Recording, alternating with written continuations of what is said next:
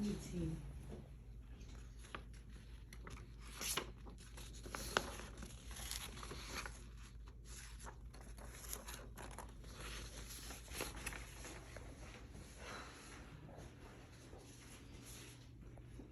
In America, we have many good things and bad things. One of the bad things, unfortunately, being our education system. The United States is underfunded its K-12 public schools by nearly $150 billion annually. The Century Foundation Independent Think Tank, 2020, one of the oldest public policy research institutions in the country. With that in mind, we're blocking about 30 million school children of the resources needed to succeed. Why that might be? One of the issues is class division or race, with white students having way more money and resources given to that student than to Black and Hispanics. With that in mind is the location. One thought is property taxes, where one location where you live may have higher property taxes. With that goes to your school district where they can afford better things for that school, better teachers, and better things for that child. So with that in mind, about 8% of Black students are in good schools, and about 13% of Latin students are in good schools. There's no aid with programs. School programs are non-existent, with not getting breakfast or lunch, no college aid or daycare services for students who want to pursue their college. Have a tough time with that.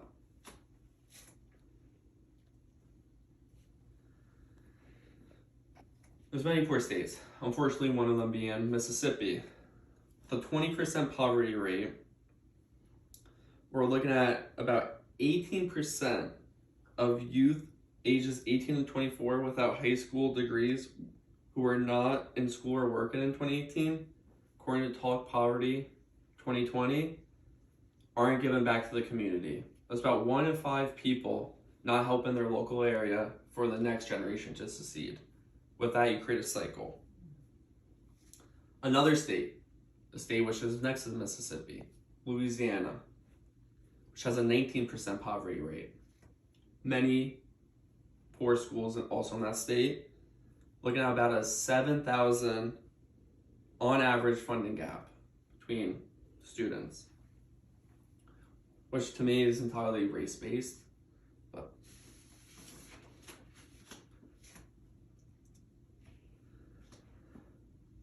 why is this happening, you may ask? Again, like I said before, property taxes. If the local area just doesn't have money to give back, there's just no way for them to just get money out of there. State just doesn't want to give fund certain programs either, so that's a different story. There's social ignorance still in this country. Kind of just ignore the problem if it's not yours. A lack of infrastructure is hitting the southern states more than anywhere. With 96% of children attending districts in majority Latin student populations are in districts that have funding gaps, according to the Century Foundation once again. That, you think, why? Politicians just out of touch. Different ethics, there's a huge age gap. They're not affected by it, nor are their families where their kids are most likely going to private schools, so what does it matter to them? And it's another issue that needs regulation. So you gotta find money from something, and it would be a tough time with that.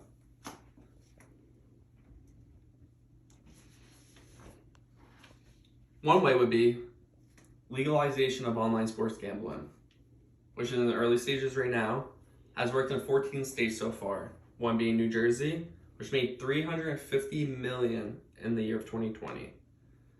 With that being less than 1% of the state budget, but it will increase in time. The latest state to legalize online sports gambling was Michigan. With that in their bill, they included that school aid would be included, first responder fund would be included, and a compulsive gambling fund would be also included. In mind, that could also help the other 36 states that need it. The South being a main focus, where we see most of these problems are caused.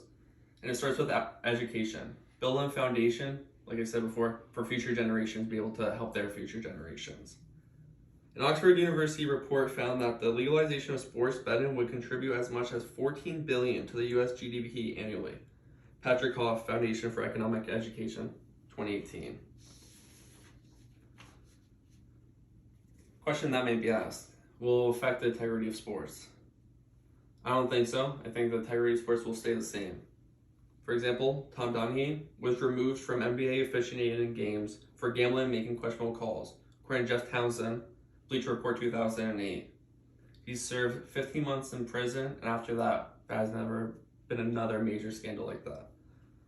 As popularity increases, there's more revenue for schools, which increases income for future generations because now they have the tools needed to succeed in life, which will allow their children to then get more money, and like I said, creates an awesome cycle.